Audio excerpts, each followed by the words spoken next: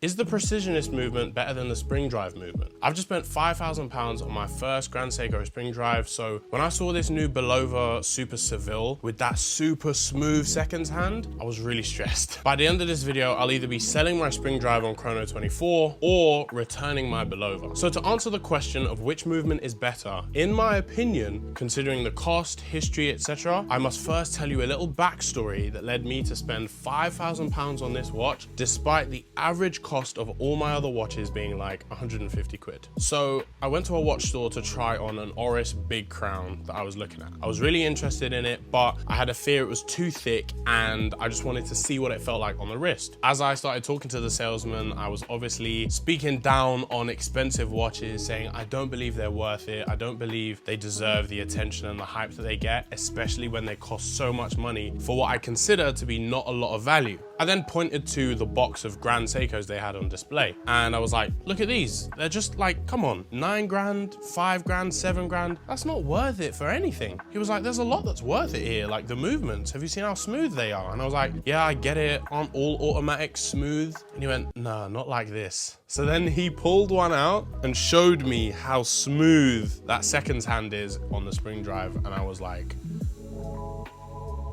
wow. Yeah. But actually, if you look at it closely, you can kind of see Yeah, it it ticking. stops, yeah. On your spring drive, look at that. Oh, wow.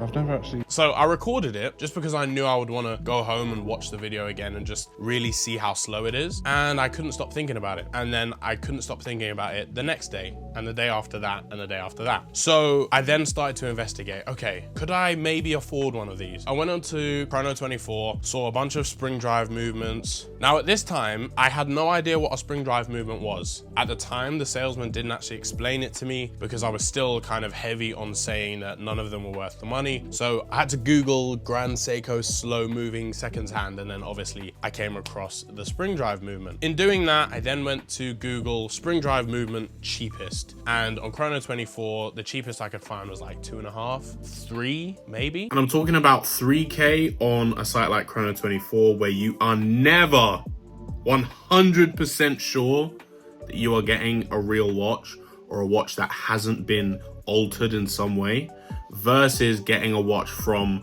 a retailer like Goldsmiths or straight from Grand Seiko, where you can guarantee 100% that it will be real.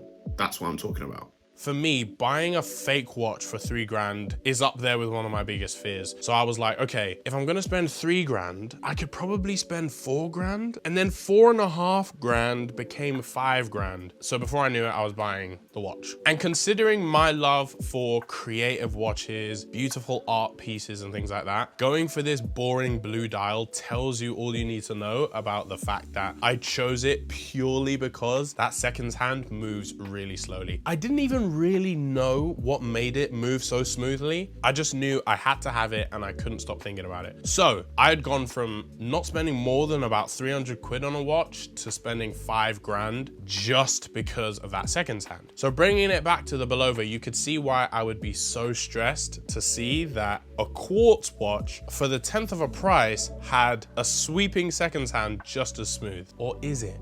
We'll come back to that. So, is the Precisionist better than the spring drive? The answer is yes and no. I imagine that if I'd never gone through that journey I just mentioned, I would have loved the Precisionist movement. I mean, a watch with a smoother sweep than a Rolex or a Patek, and more accurate, the interesting midpoint between a quartz and a mechanical, worth less than 500 pounds? What's not to love? It still would have been the most expensive watch I'd ever bought, giving me that sense of progress in a collection I'm sure we all crave. And yet, would have fit so perfectly into my collection, since I'd never had a TV case watch before, or any watch from such a historic and innovative brand. But next to the perfect sweep of the spring drive, I know I'd never be able to let go of the fact that 90% of the way there is still not 100%. I mean, the Precisionist is sort of a high beat movement, so no matter how fast it appears to sweep, it'll always have some element of stoppage, if that's the word. The spring drive is not a high beat movement, so no matter how much you zoom in and dissect how many increments it moves in, it'll always be absolutely perfect because it moves in a completely different way. Out and about, it might be a little difficult to tell the difference on people's wrists, but side by side, as the videos I'm showing here,